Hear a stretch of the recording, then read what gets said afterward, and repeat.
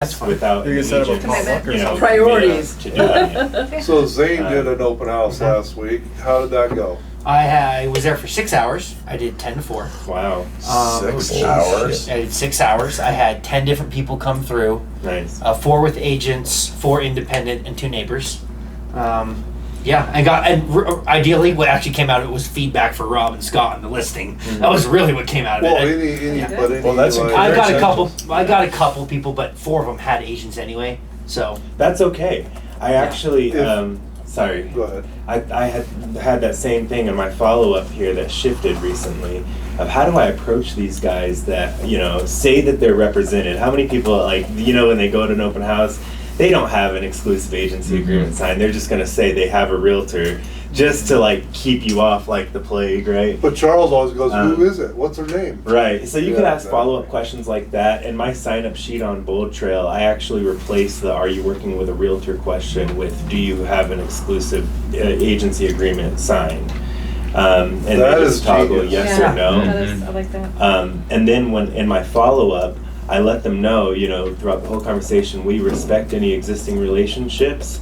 And you know what? Even if I don't benefit from the sale, since I already know what you're looking for, I'm going to take that information, run it against our brokerage's exclusive listings that are coming soon, and I'll share it with you, and next time we do an open house. And, even if I don't benefit from the sale, that I'm happy to help you get one step closer to home.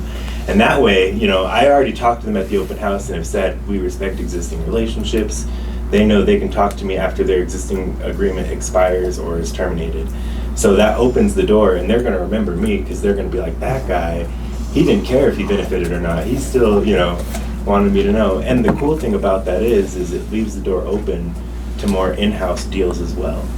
So with 20, 30 agents we have here, I'm trying to, do more business with you guys.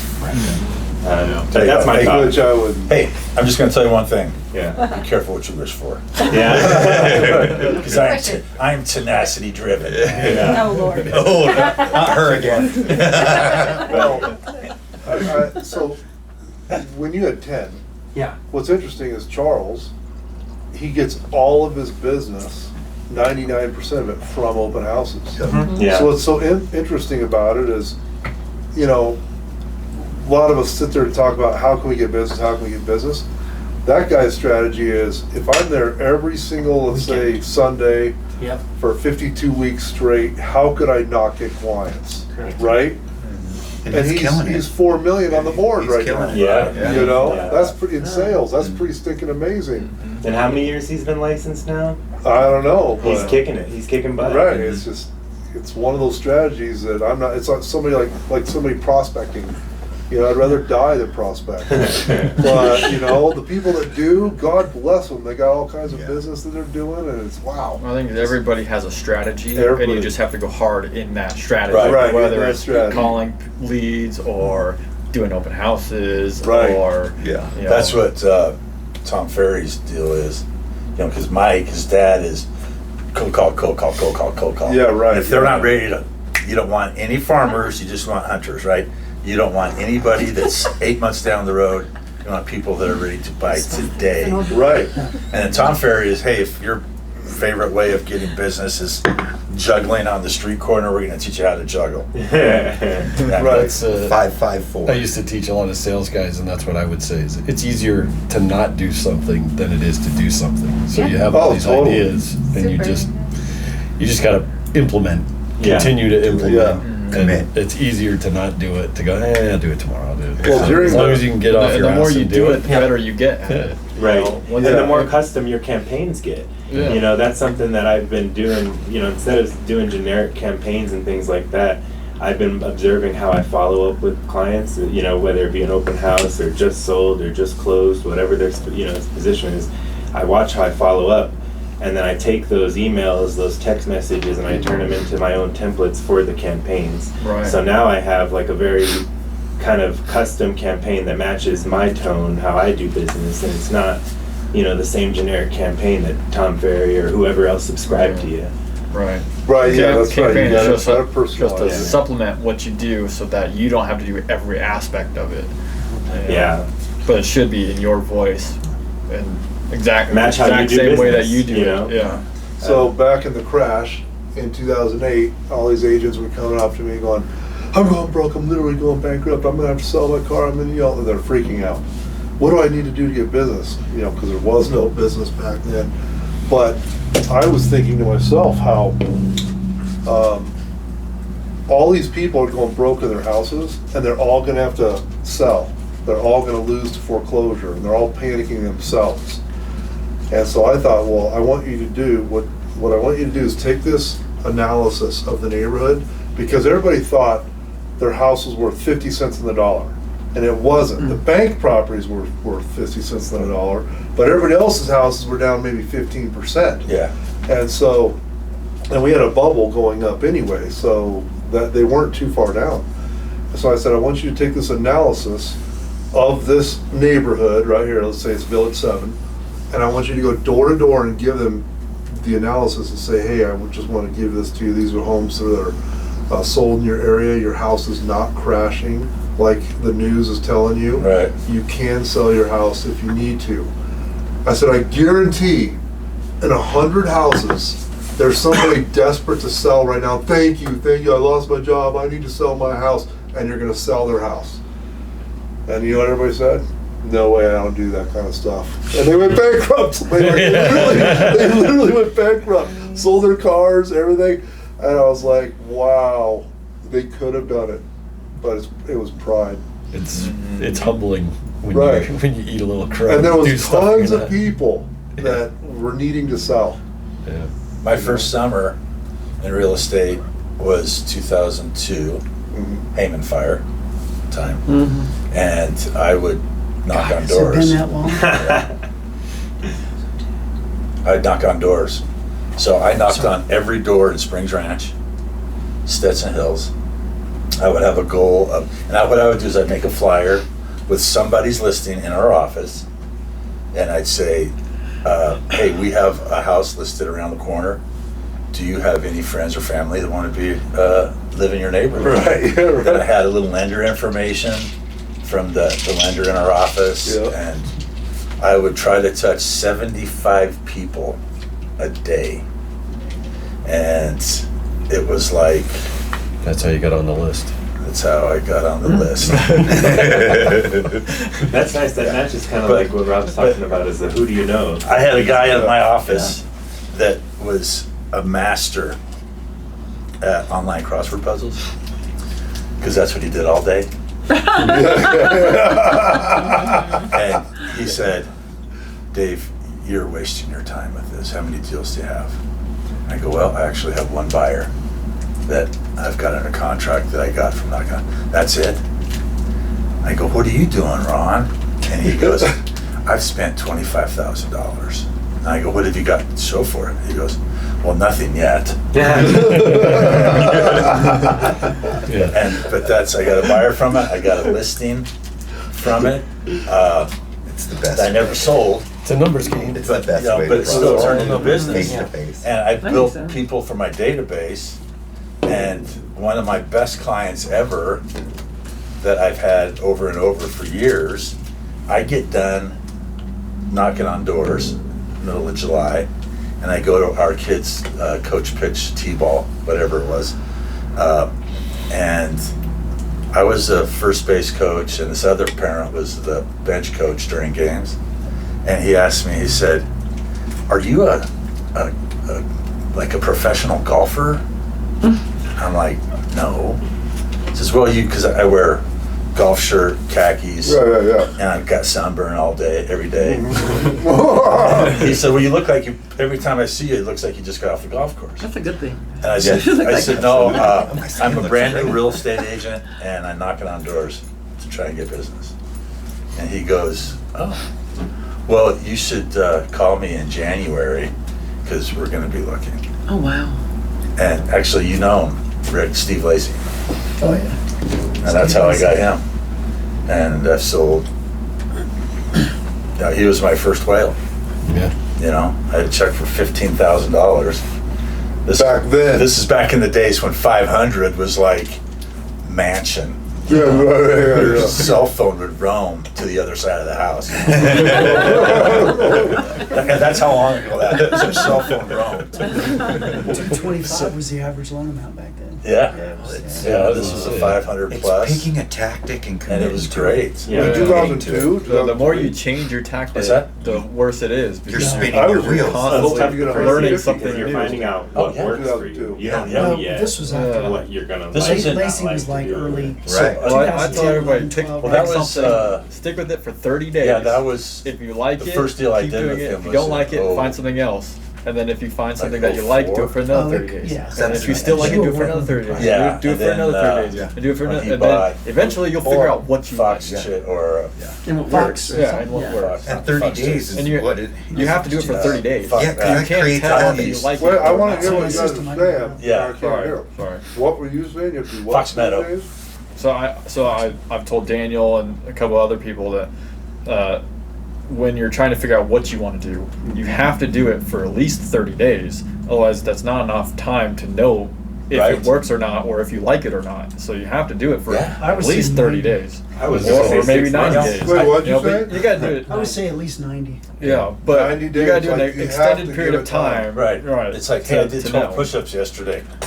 Didn't do anything for me. Yeah. Right. Exactly. Because most people, they'll switch every Try again next every 3 days. They'll be like, I'm gonna do That open didn't house. work, I'm gonna that go do this. one I'm gonna go do open that. house. I'm gonna do it. You know, it's like You're you just gotta do jumping it. around. You gotta, yeah, you're jumping My around. first open house went good, actually.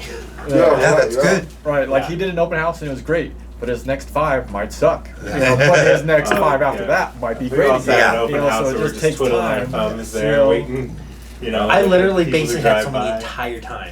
I averaged every 36 minutes somebody walked in the door. It was Nice. weird. It was Yeah. crazy. But then once you find what works, then you just stick with it. Mhm. You know, or Right. not maybe not what works, but what you like to do. Yeah, I What you think like to that- do will eventually work.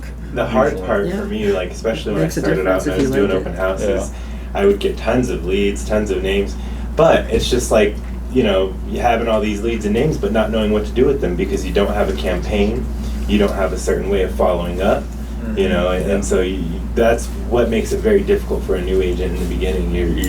You're just trying to find your footing and how do you follow up and what Well, that's what why you do it doesn't. for 30 to 90 days, You know. because then you have enough experience. You know, if you did it at an open house for 30 days, well, that could be 8 open houses that you did. How can you not learn something in 8 open houses? You know, or if you did it for 90 days, that's 16, what, 24? That's 24 open houses. How could you not learn something Yeah. on how to better yourself in Right. 24 open houses? I mean, Well, then you create the habit too. So at the same time, Hopefully so they're then- good ones. Yeah. Yeah. Right? Well, you're still creating it. Yeah. Yeah, so well, it's just time is what makes you better. It's just Yeah. like when you get into a career, your first couple years in your career suck, but once you're in 20 years, you know what's going on. but even then, So give I'm us sorry for to hear 4 that. months and you know houses. your experience, you know, you get so much experience over that time What? that you just become good because Yeah. you've had so much experience. It You ran know? across it all. yeah. Yeah.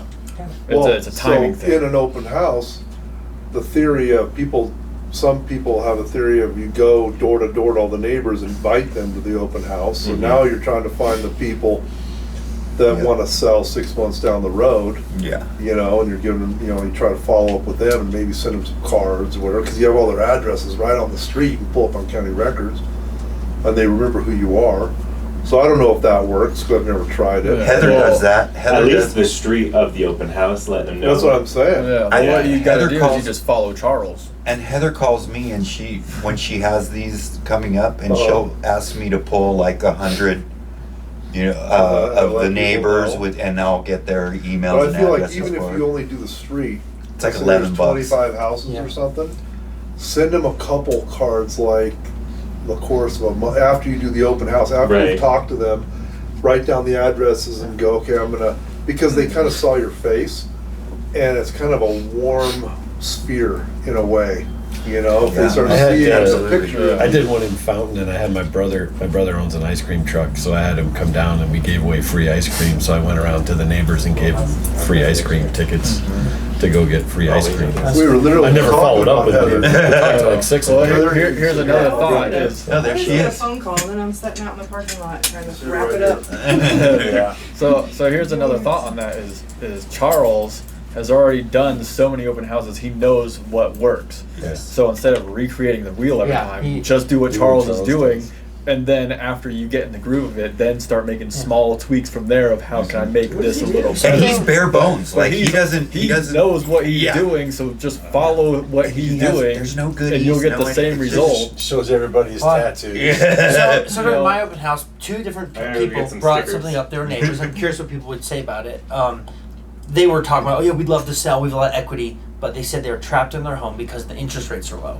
So like, how would you go about it? 2 different people, neighbors, brought that up, and I was like, Oh, that's because interesting. they were They're saying, handcuffed. We're all yeah, trying. they use the word trap and handcuff, same thing. So Yeah. like, how would you go about trying to convince someone to sell? They've got great equity. They all agree they did, but they didn't feel like they could exchange the interest rate. Like, are they truly handcuffed? Is there anything for us to do Why on can't that? they rent it and then take some of the equity and buy a new home and But- Yeah, that's They- a they- great because investment they- property rate. Mm-hmm. Yeah. They don't That's want what a I tell 'em. 7% That loan. makes for Right, ROI. Yeah. What about, Rental. assumptions? Okay. You know, Assuming the if they have enough equity Those to are- pay those the, dry Yeah. up the now. balance. Sellers are And you can Oh, okay, find- yes, yeah. go over that with him. Yeah, if you can find some. If they have, let's say, a couple $100,000 in equity and they want to move, there could be somebody that they can assume the loan, and they have to put a couple $100,000 down and assume someone else's loan at 3%. Yeah, and if they're older, like in their 60s, they reverse. could do a reverse purchase, Right? We which is talked a about that. powerful, Yeah. powerful Yeah. thing. Okay. Yeah. Although it's got my wife wanting to look at like 1,000,002 properties, I'm going, eesh. Right, yeah. Hmm. And that is a good. I mean, that is a good thing. I would say for you guys as agents and performing for your clients, and like what Heather, you called me and you were looking at that assumption or looking for lower rates on the assumptions. It's a great product if you can do it. And if you can Right. offer it, you just have to find those loans and those. Yep. Do you guys do HELOCs behind? For the Here's the deal with that, yeah, I don't know anybody doing a HELOC behind us, behind the first. Yeah, we can do it, but it's Well, only it's to ugly. 80%. It is and it's- ugly. Yeah. There's a couple people. I that do, one does Symmetry, I think they'll do to 90%. Symmetry will go 89.9. Yeah, Yeah, yeah, No, like but it's, 90-10. you know, you're prime plus 3.5%. It's Yeah. ugly. Yeah. So when you got a $500,000 gap, it's, There's no. And assuming advantage. that assumption will close in a reasonable time. yeah, They're Right. not Assumptions closing are hard. Within most 4 of them. months. yeah. Yeah, right. Or 6. Or 6 Oh, is yeah. what the going is right now. Is that what you're seeing? That's what Jesus. we're seeing. 6 months for an 6 assumption. months. Wow. So it really Yeah. only works for the really That's ideal crazy. client. Right. But I mean, I would just tell them too, like, listen, there's sellers out there that are paying for the buy downs anyway, so you can get a rate in the You'd ballpark. wanna- Yeah. Oh, sure. Okay. Why wait? I Or if don't they're have more to put downsizing in. with that much Okay, well, equity, you can Right. say submit. They Just don't go need in and interest check rate. whatever Yeah. you have in there. Cool. And then you Okay. can add Or more if they later were and to stay. submit again. Yeah, well, in this case, they were just the neighbors who came in the open house, and I asked all the questions, right? Yeah, And yeah. it came out, so. But if you throw out that kind of stuff about the assumptions, Yeah. that makes them think a little bit. Oh, Yeah. maybe we could. Or you tell them a story. Don't just give an idea. You need to find someone who's had success, like in the office here. Somebody's Sure. done a rate buy down or whatever. Like, hey, Okay. I know clients just like you. Here, let me tell you what happened. Right. Because they want to hear a story. They don't want to hear. Facts, yeah. Or You know. the Well, here's plan. what I would tell If them. you have to, just make it up. Yeah.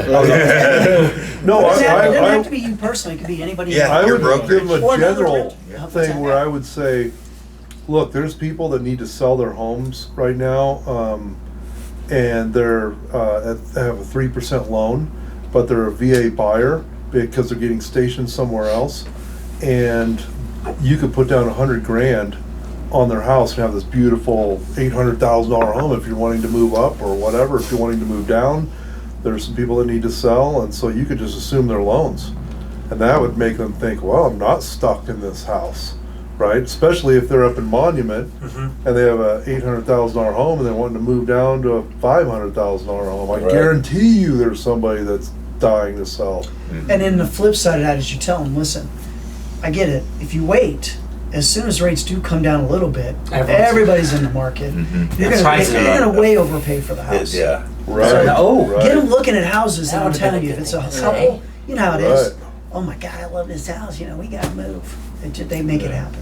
Yeah. Yeah. It's also You like get 'em what I was telling you motivated. before. You're kind of like a project manager. Yeah. You know, where you don't have to have all the answers, but if you tell them enough to get them interested, then you can say, well, I can get you in touch with the lender who can tell you more, or the reverse mortgage person, or whoever, you know, and then because you don't know their financials or their situation or whatever, but you're getting them in touch with people who can tell them if it's possible or not, but you're sparking their interest to make them go, I'm willing to talk to them and see if we can make something work. You know, so you're not the one who's saying it could work. You're saying we can talk to all these people to see if we can make something happen. What options do we have? Yeah. Yeah, because you never know when somebody goes, wow, I never thought of that. If you find something that's blah, blah, blah, blah, let us know, right? Because they might have just said that to you, but man, what It's like if there was car somebody? sales. You get them sitting in a new car, right, and taking it for a drive. They want to buy it, right? Right. It's the same thing. Same thing. It's Right. not any different. Get them Get to them think looking about it. Yeah, Okay. get them in looking at the house. Okay. What's interesting is that when we were talking about touching people and knocking doors and stuff, I learned a very valuable thing from Susan a while back. And she doesn't even know this, but I tell Caught everybody. her by surprise. And if I'm totally wrong, then this was my perception, and don't tell me I'm wrong. I brought her to this building where I had this client, and she was telling me that, Rob, commercial is not like residential where you just put things on the market. A lot of people that buy commercial have businesses nearby. They just want to relocate maybe to a bigger building or whatever. So when we list something, we don't just slap it on an MLS and wait for offers. We literally call every business within a mile radius of this because they all want to move. And so the commercial people are contacting all these business people. And when they're doing that, they're getting more contacts too. Right. And developing that sphere. Does that kind of right what you told me? Yeah, you're right. Yeah. And I was You're right. like, You're right. that opened my eyes. I was like, that is incredible, because we just slap on the MLS and go, oh, 6 months later it hasn't sold yet. You know, sometimes, but That's an interesting point because with Ryland, so we just got the listing. We just got the banner put up yesterday, and I was in there Saturday. We don't work Saturdays. I was in there Saturday. I'm trying really hard to help this guy, okay? And he goes, I'd have thought we'd had like 2 or 3 showings by now. I'm like, what? Oh, did you think that? We're not residential. We're commercial. This doesn't work that way. And Yeah. we're talking. Oh, and by the way, Yeah, we're doesn't work that talking- way in residential either. Yeah. It's like, man, we haven't had any showings yet. It's like, well, it's the 4th of July, and we just put it on the market 4 hours. Yeah, I know. Let me work on that. But it's a different mentality for sure. But yeah, I Yeah. think there's merit to that in what you do as well. Absolutely. so Scott is always constantly, so I'm kind of the old school where, I mean, I follow up with my people once a week and talking about getting prices down and what we need to do to get it sold. Scott he really thinks outside the box. We need to have an open house. We need to get 5 brokers. We need to do this. We need to do that. I'm like, that's kind of what you're thinking, right? That's kind of yeah, I going mean, into it's your... irresponsible if you're taking a commercial listing and you don't know who all the tenants are nearby Yeah. or the owners or whatever, and you just say, hey, I have that building. Have you seen that building across the street? What do you think about it? You know, we got Yeah. it listed. And would that make sense for you? You know, I mean, obviously, if they sell fabric and you're listing an auto center, it's not Right, yeah, necessarily. But Right. they might have a husband or something that But they you know, might know another business or something that wants to be in the area or You whatever. should at least cold call or make contact with everybody in that vicinity. You just should. Wow. And a lot of them don't, but you should. Huh. Yeah, so yeah. Isn't that interesting? Well, I got another kind of story on that too, because I was telling Zane, I've told Jessica this a couple times too, but you know, I try to put all the pieces together to make a deal happen in any way that I possibly can, and so I have a really good story. It didn't pan out for anything, but it's a great representation of kind of how things could work and it could all pan Yeah. out. you know, but like I had one person who called me and said, hey, I want to buy 40 acres. And I said, okay, great. Let me see if we can find something. Well, that I found them something, and then it didn't work out. But then that person called me and said, hey, could you sell my 40 acres? So I said, sure. Okay, so then I started selling their 40 acres. I was helping this person find another 40 acres. But then that person said, hey, my buddy down the street has 100 acres. And so then I was like, oh, okay, well, let me call him. And then I knew somebody else from 6 months ago who was looking for 100 acres. So then I called that person and said, hey, this person said that they have 100 acres if you're interested. And he's like, oh yeah, I might be interested, but in order to do that, I'd have to sell like 1,000 acres. I was like, oh, okay, well, okay. And then I was telling, I forgot who I was telling. I was telling one of these people, and they're like, "Oh, well, my neighbor is looking for 1,000 acres." God. I was like, okay, and I was like, "Okay, so I got 6 potential deals if I could make all of this happen." Then I got 1,000 acres. So what you're telling me it was Professor Plum with the candlestick and the conservatory. But anyway, but it was all just communicating with people. Like I could potentially have six deals right So there none of from them just happened? from talking to people. None of them happened shoot. because the first person didn't happen. Start right? cold I needed- calling. Right, yeah, I you needed needed the that first daisy person to chain. happen. You got to for start that cold calling in Texas to find somebody to try Right, 1,000 right. acres. But Yeah. but that Or that- happens if you know people and you that keep them outfit, in your kind of Where is the database 1,000 and acres? mind. And, it You was should have out, it said was out something to me east. because Is I it knew near someone looking for Walsenburg? some land out east. think Yoder. Yeah. Is it There's Walsenburg? Wow. Yeah. To expand Because their there's a bunch going on in through that Walsenburg. conversation, I met another guy who owned. He had another 1,000 acres that he was subdividing into 40-acre lots, and he was selling the 40-acre lots. And so then he knew his neighbor had another 1,000 acres next to his 1,000 acres. So the whole change just started going, and I started losing track of everybody because so much was going on. But I needed the first one to happen to make the other one happen to make the other one happen. But but that whole thing could have turned into Those something. are and still it's- deals. and I still have those people in the back of my mind. And might if have anything a comes up, land I say, developer. yeah. Oh, I have, go ahead. This, I have 26 deals tomorrow of these vacant lots, and the lender pulled out at the 11th hour, and we're like all up in the air right now. What? I told him I could do Oh, Is it yeah. Highfield Oh. Financial? Do you know who they are? No. Is it down, where is it? It's like all out in Walsenburg and like that area. There's. Why'd they pull out? I think they're overextended because they've been selling all it's these like lots. the concentration of the way they sell those lots. Like my parents still own something from the 70s. That was the exact same way that they developed these. They come in and they buy, 5,000 acres, 10,000 acres, and they split them into, 20, 30, 50 acre lots. And then they'll sell them in a one-day auction. And so they get like 200 Yes, that's people out there. exactly the model. Right. And that's how they do it. So, and my folks still own something in San Luis Valley that they bought for $4,000, and it's still worth $4,000. 40 years later. Where is it? It's the middle of effing nowhere. Okay. Like, Is it it's the somewhere heart? on the river. That's what all these Is are. it Border River? It does. Yep. I'll sell it to you for $4,500. Okay, I'm gonna tell you how to make the easiest 10 grand you've ever made, Uh-oh. and multiple times. So Scott gets one of these land deals, and he starts hunting down because he sells this piece of land for like $14,000 or whatever, and then they're like, well, we need to put a manufactured home on it. So he starts doing a hunt, and he finds this realtor that literally deals in manufactured homes. So he calls that realtor, and he's like, "Yes, Scott, if you just turn him over to me, I'll give you $10,000." Turns him over, he gets $10,000. Wow. They close on, they put a manufacturer on there. Scott tells me about it. I run across somebody, and I go, "Oh, I got a guy that does manufactured homes. What's that guy's name, Scott?" And I write it down. I give it to him. I get $10,000. And then I think I've done 3 of them. Scott's done like 2. Like every time I run into somebody that has piece of land, I go, "Do you need a guy?" I have a guy, and I give him the You probably name. know him. He's a lender. And that Yeah. Keith Corliss.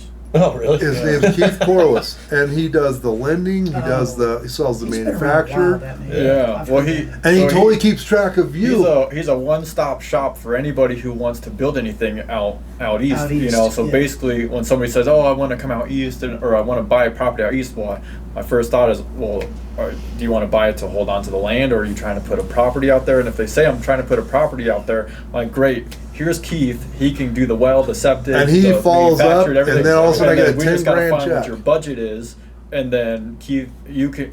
I think he has like 280 different properties you can put on there. So you pick out what property you want to put on there. He'll tell you the price, and then we just figure out the land in your budget, and then that's. And what happens is these people have called me later, after I got my 10 grand or whatever. Like these people, I didn't even really know. I just gave out his name and hooked him up and told Keith, hey, I'm sending these people to you, like a referral. And then they were like, man, Rob, that Keith guy, he's the greatest person on the planet. He helped me do all this. I'm like, oh, thank you. Like he literally makes us look good. Think about how much he's making. If he's paying a $10,000 referral. Oh, absolutely. He's making a hand over Well, fist. he's one of the guys Yeah. who is It's a big he's development. doing those out for himself. So Yeah. he'll buy the 100 acres, split it into 40s or Oh, yeah. Like, Yeah, they're yeah, doing it yeah. themselves. split it 40s, puts because he gets the wholesale price on it, Yep. and makes like 100K on each one. Yeah. Yeah. Jeez. But it's it's one of those things where I could care less about a $14,000 lot. But when I get that 10 grand check from just selling him about Keith, it's just It's easy money, huh? It's the easiest money I've ever made. Yeah. Yeah. Well, I told You that obviously developer, don't do like, I drugs. can do those. That's right. Make a lot loans, more. That's right. But like when they're doing she was doing $2 million a month with 20 to 30 transactions. And Yeah. like my bank, they were like, they don't want to. That's too much. That's a lot of investor exposure where you're kind of overinflating value. Maybe there's potential for that. So they didn't want that exposure. But I told Alex, I don't know if it's Alex or Alec or whatever. Like I know a handful of local banks that you could put three or four of us out there and do land loans, and that way we could all not be overexposed. But I'll take any of those 20 some.